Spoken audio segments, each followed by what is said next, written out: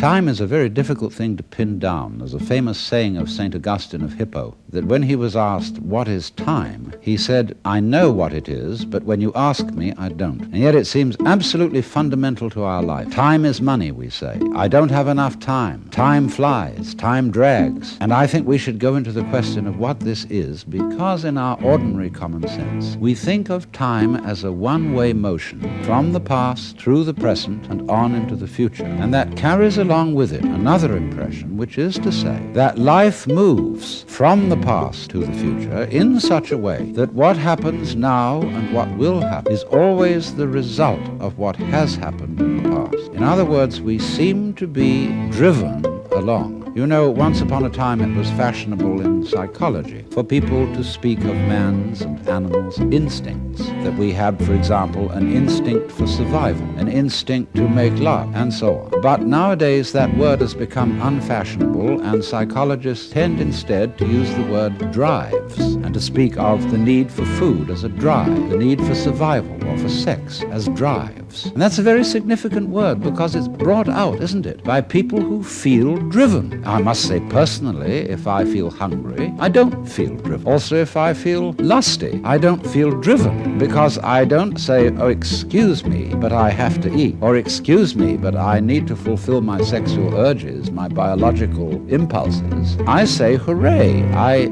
identify myself with my drives. They're me," and I don't take a passive attitude towards them and apologize for them. So the whole idea of our being driven is connected with the idea of causality, of life moving under the power of the past. And that is so ingrained in our common sense that it's very difficult to get rid of it, because I want to turn the thing round completely the other way and say that the past is the result of the present. Let us suppose, just for the sake of example, that this universe started with a big bang, as some cosmologists believe. Now, when that bang happened, it was the present, wasn't it? And so the universe began in what we will call a now moment. Then it goes on doing its stuff. And always, when any event that we now call past came into being, it came into being in the present and out of the present. That's one way of seeing it. But before we get further involved in this, I want to draw your attention to a fallacy in the very common sense idea of causality. That events are caused by previous events, from which they flow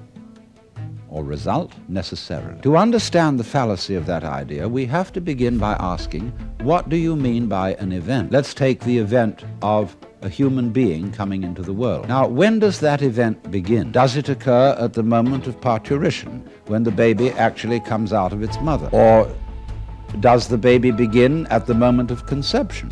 Or does the baby begin when it was an evil gleam in its father's eye? Or does a baby begin when the spermatozoa are generated in the father, or the ovum in the mother? Or could you say a baby begins when its father is born, or when its mother is born? All these things can be thought of as beginning. But we decide, for purposes of legal registration, that a life begins at the moment of parturition. And that is a purely arbitrary decision. And it has validity only because we all agree about it. Let me show you the same phenomenon in the dimension of space instead of the dimension of time. Let's ask, how big is the sun? Are we going to define the sun as limited by the extent of its fire? That's one possible definition. But we could equally well define the sphere of the sun by the extent of its heat. We could also define the sphere of the sun by the extent of its light. And each of these would be reasonable choices, except that it's rather difficult to keep track of the extent of its light because we're inside it. And therefore we have arbitrarily agreed to define the sun by the limit of its visible fire. But you will see in all these, by these analogies, that how big a thing is, or how long an event is simply a matter of definition. Now therefore, when by simple definition, for purposes of discussion, we have divided events into certain periods, we'll say the First World War began in 1914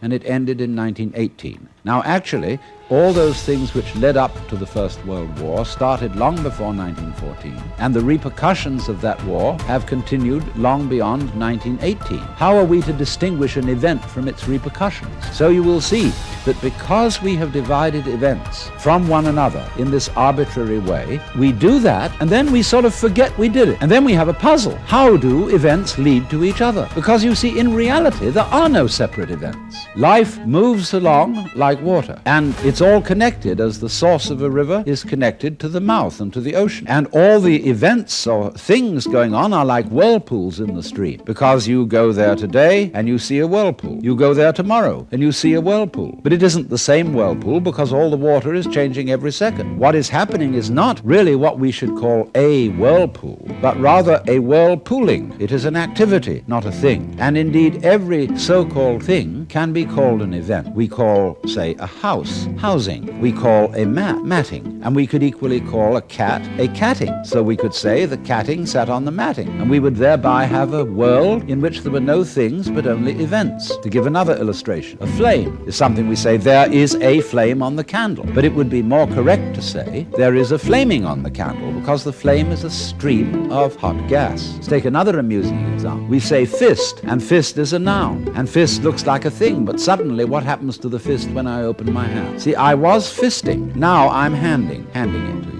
So every kind of so-called thing can be spoken of as an event, and because events flow into each other, the fisting flows into the handing, we cannot say exactly where one ends and the other begins. So therefore, if we remember that, we shall see that we do not need the idea of causality to explain how a prior event influences a following event, because it's like this. Supposing I'm looking through a narrow slit in a fence, and a snake goes by. I've never seen a snake before, and this is mysterious. And I see through the slit in the fence, first the snake's head, then I see a long, trailing body, and then finally the tail. I said, well, that was interesting. Then the snake turns round and goes back. And again, I see first the head, and then after an interval, the tail. Now, if I call the head one event and the tail another, it will seem to me that the event head is the cause of the event tail, and the tail is the effect. But if I look at the whole snake, I will see a head-tailed snake, and it would be simply absurd to say that the head of the snake is the cause of the tail,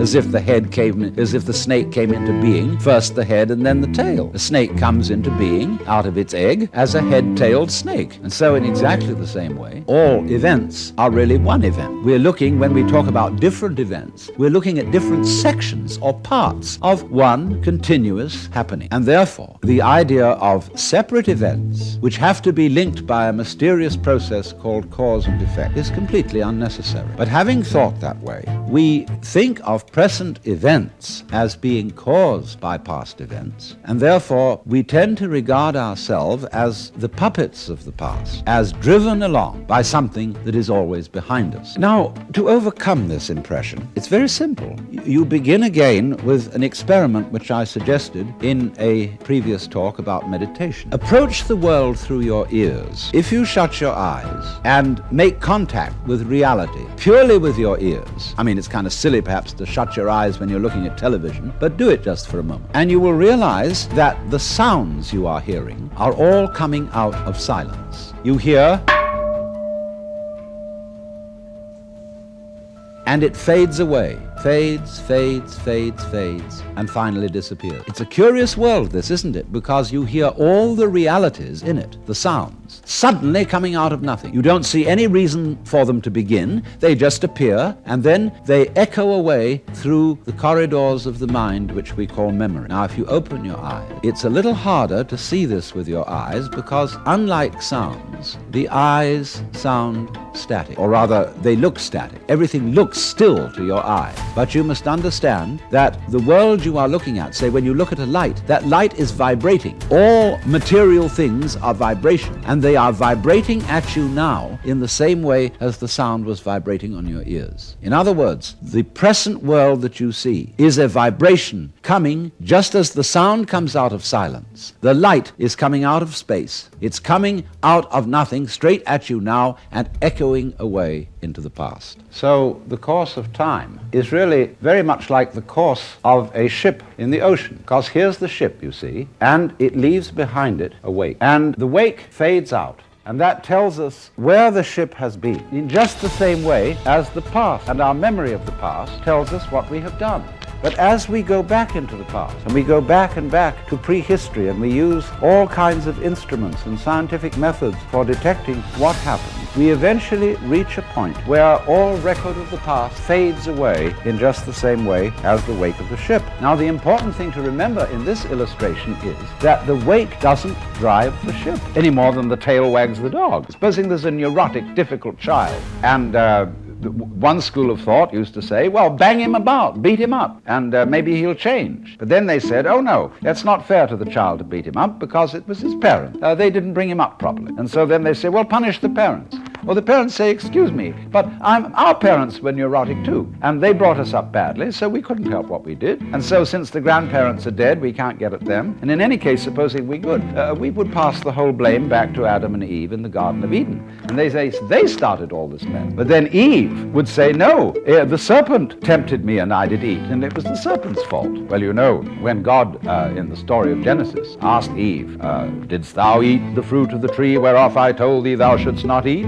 She said, oh, but the serpent tempted me and I did eat. God looked at the serpent, and the serpent didn't make any excuse. He probably winked, because the serpent, being an angel, was wise enough to know where the present begins. So you see, if you insist on being moved, being determined by the past, that's your game. But the fact of the matter is, it all starts right now. But we like to establish a connectivity with the past, because that gives other people the impression that we're sane. If you ask me then, why am I talking? Well, I could say I'm making a living this way, or I have a message that I want to get across to you. But that's not the reason. I'm talking for the same reason that birds sing, and for the same reason that the stars shine, is I dig it. Why do you dig it? Well, I could go on answering all sorts of questions about human motivation and psychology, but they wouldn't explain a thing, because explaining things by the past is really a refusal to explain them at all.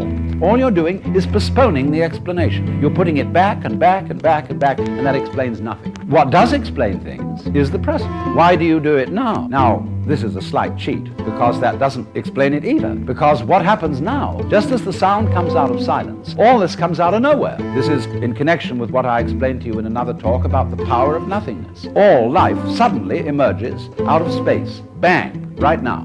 And to ask again, why does it happen, is an unprofitable question. Because the interesting thing is not why, but what. What happens? Not why does it happen. I can say, well, I am doing this now because I did that then, and so I am producing for you a continuous line of thought. But actually I'm doing it backwards. I'm doing it always from now and connecting up what I do now with what I did so that you can see a consistent story. If I define myself as the whole field of events, we'll say the organism-environment field, which is the real me, then all the things that happen to me may be called my doing, and that is the real sense of karma. But when we speak about freedom from karma, freedom from being the puppet of the past, that simply involves a change in your thinking. It involves, in other words, you're getting rid of the habit of thought whereby you define yourself as the result of what has gone before, and instead get into the more plausible and more reasonable habit of thought, in terms of which you don't define yourself in terms of what you've done before, but in terms of what you're doing now. And that is liberation from the ridiculous situation of being a dog wagged by its tail.